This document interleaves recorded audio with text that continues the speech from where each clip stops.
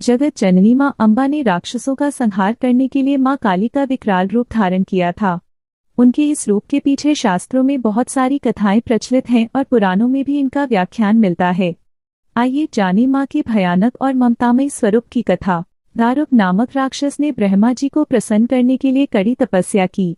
उससे प्रसन्न होकर ब्रह्मा जी ने उसे वरदान दिया कि उसकी मृत्यु केवल महिला के हाथों से होगी, अन्य कोई भी उसे मार नहीं पाएगा। वो राक्षस ब्रह्मा जी के वरदान का गलत फायदा उठाने लगा और उसने सारे ब्राह्मणों, संतों और देवताओं का जीना मुश्किल कर दिया। उसने अपनी शक्ति से सारे अनुष्ठान बंद करवा दिए और स्वर्ग पर अपना राज जमाकर बैठ गया। सारे देवता उससे लड़ने गए पर निराश होकर वापस लौट आए।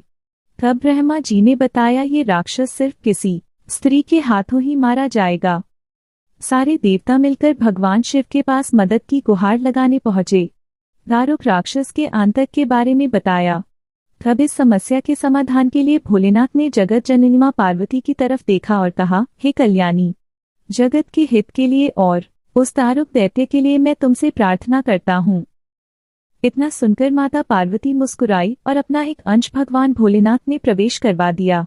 मां भगवती का वो अंश भगवान शिव के गले से अवतरित हुआ।